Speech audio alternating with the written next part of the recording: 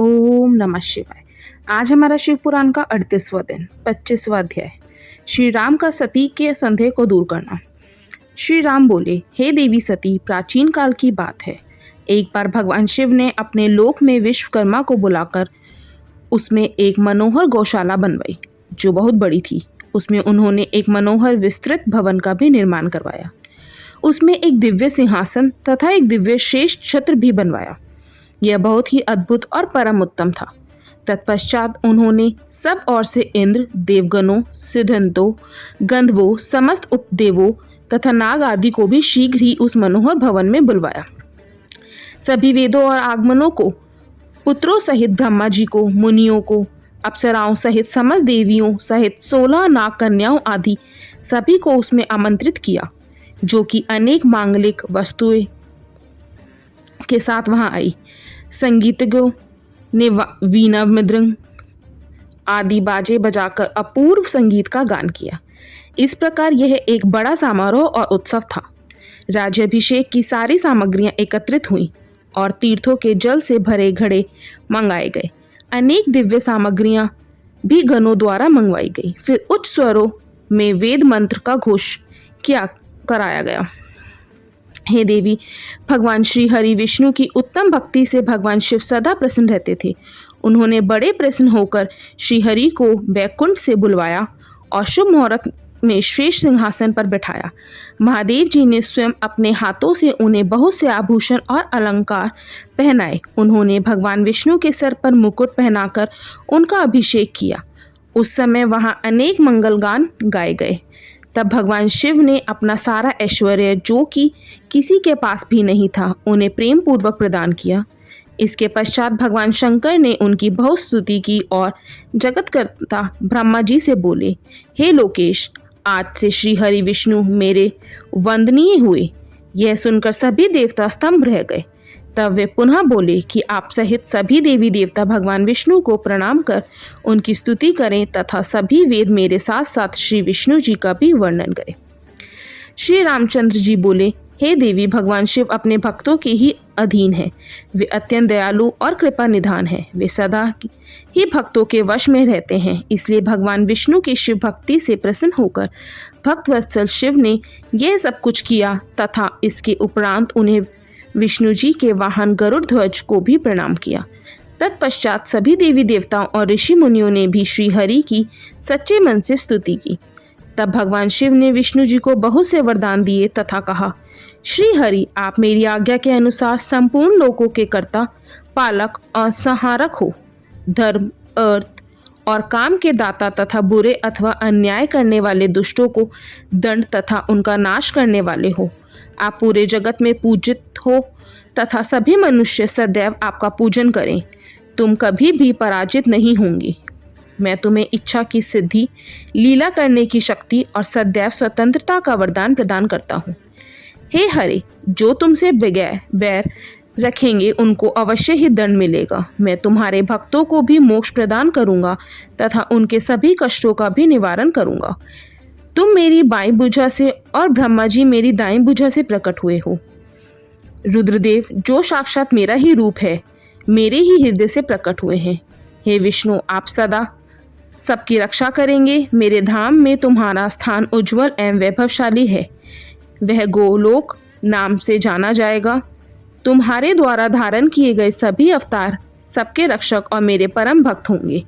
मैं उनका दर्शन करूंगा।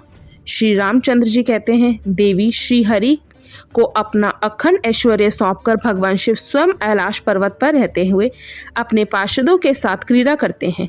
तभी भगवान लक्ष्मीपति विष्णु गोप वेश धारण करके आए और गोपी तथा गौ के स्वामी बनकर प्रसन्नता पूर्वक विचरने लगे तथा जगत की रक्षा करने लगे।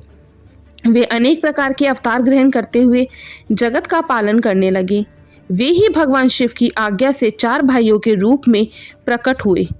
अब इस समय मैं यानी विष्णु ही अवतार रूप में प्रकट होकर 4 भाइयों में सबसे बड़ा राम हूँ।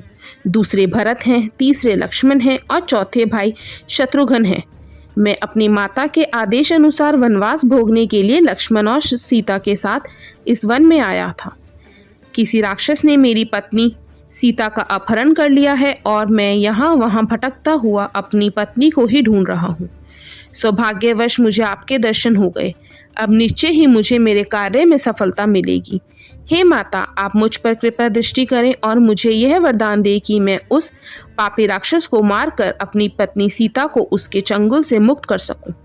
मेरा यह महान सौभाग्य है कि मुझे आपके दर्शन प्राप्त हुए। मैं धन्य हो गया। इस प्रकार देवी की अनेक प्रकार से स्तुति करके श्री राम जी ने उन्हें अनेकों बार प्रणाम किया। श्री राम की बातें सुनकर सती मन ही मन बहुत प्रसन्न हुई और भक्तवत्सल भगवान शिव की स्तुति एवं चिंतन करने लगी।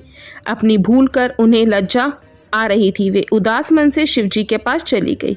वे रास्ते में सोच रही थी कि मैंने अपने पति महादेव जी की बात ना मानकर बहुत बुरा किया और श्री राम जी के प्रति भी बुरे विचार अपने मन में लाई। अब मैं भगवान शिव को क्या उत्तर दूंगी? उन्हें अपनी करनी पर बहुत पश्चाताप हो रहा था। वे शिव जी के समीप गई और चुपचाप खड़ी हो गई। सती को इस प्रकार चुपचाप और दुखी देखकर भगवान शंकर ने पूछा, देवी, आपने श्री राम की परीक्षा किस प्रकार ली? यह प्रश्न सुनकर देवी सती चुपचाप सिर झुकाकर खड़ी हो गई। उन्होंने शिव जी को कोई उत्तर नहीं दिया। वे असमंजस में थी कि क्या उत्तर दें, लेकिन महायोगी शिव ने ध्यान से सारा विवरण जान लिया और उनका मन से त्याग कर दिया। भगवान शिव ने सोचा, अब यदि मैं सती को पहले जैसा ही स्नेह करूं तो मेरी प्रतिज्ञा भंग हो जाएगी। वेद धर्म के पालक शिव जी ने अपनी प्रतिज्ञा पूरी करते हुए सती का मन से त्याग कर दिया। फिर सती से कुछ ना कहकर वे कैलाश की ओर बढ़े। मार्ग में सबको, विशेषकर सती जी को सुनाने के लिए आकाशवाणी हुई कि महायोगी शिव, आप धन्य हैं। आपके समान तीनों लोक में कोई भी प्रतिज्ञा पालक नहीं है।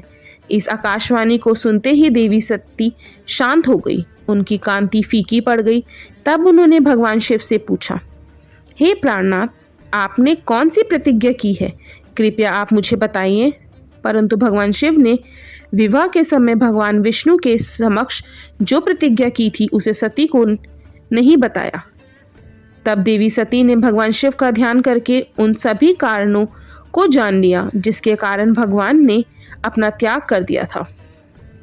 त्याग देने की बात जानकर देवी सती अत्यंत दुखी हो गई। बहुत दुख बढ़ने के कारण उनकी आंखों में आंसू आ गए और वह सिसकने लगी।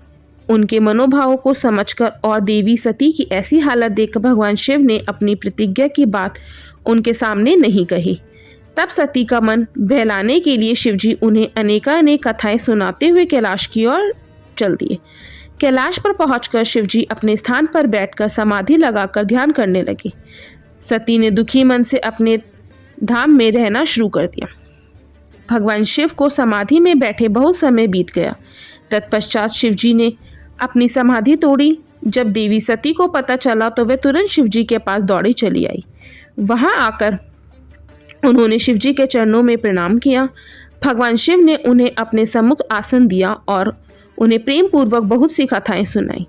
इससे देवी सती का शोक दूर हो गया, परंतु शिवजी ने अपनी प्रतिज्ञा नहीं तोड़ी। हे नारद, ऋषि मुनि आदि सभी शिव और सती की इन कथाओं को उनकी लीला का ही रूप मानते हैं, क्योंकि वे साक्षात परमेश्वर हैं, एक दूसरे के पूरक हैं। भला उनमें वियोग कैसे संभव हो सकता है? सती और शिववाणी और अर्थ की भांति एक दूसरे से मिले हुए हैं। उनमें वियोग होना असंभव है। उनकी इच्छाओं और लीलाओं से ही उनमें वियोग हो सकता है। ओम नमः शिवाय।